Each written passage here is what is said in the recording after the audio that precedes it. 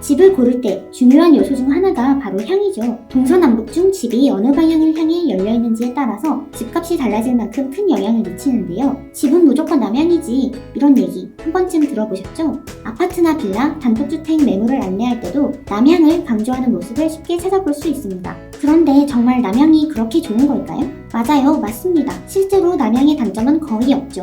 여기에는 과학적인 이유가 있습니다. 해는 언제나 동쪽에서 떠서 서쪽으로 지죠. 그런데 계절에 따라서 태양이 뜨는 높이는 달라집니다. 남중고도라고 들어보셨죠? 해가 남쪽 하늘 정중앙에 위치했을 때 높이를 말하는 건데요. 쉽게 생각해서 정오에 해가 떠 있는 위치를 생각하면 됩니다. 더 자세히 설명하려면 지구의 자전과 공전까지 나와야 하지만 이쯤에서 생략하고, 한마디로 여름에는 해가 높게 떠서 높게 지고 겨울에는 낮게 떠서 낮게 진다는 것만 기억하면 됩니다. 여기 이 집이 남향이라고 했을 때 여름에는 해가 이렇게 늦게 뜨기 때문에 집안까지 햇빛이 닿는 거리가 짧죠. 겨울에는 해가 낮게 뜨기 때문에 집안 깊숙이 햇빛이 들어옵니다. 이렇게 되면 여름에는 시원하고 겨울에는 따뜻하게 쾌적한 온도를 유지할 수 있죠. 뿐만 아니라 해가 남쪽 하늘로 지고 뜨기 때문에 아침부터 저녁까지 하루 내내 햇빛이 집안에 들어와서 불을 켜지 않고 지내도 될 만큼 실내가 밝습니다. 단점이 있다면 인기가 많은 만큼 가격이 비싸고 매물이 귀하다는 것이죠. 직사광선에 오래 노출되기 때문에 가구나 마감재가 빨리 변색되기는 하지만 햇빛이 주는 장점이 너무 크기 때문에 그 정도는 얼마든지 감수하겠다는 사람들이 많습니다. 하지만 모두가 남향집에 살기에는 현실적인 어려움이 많죠.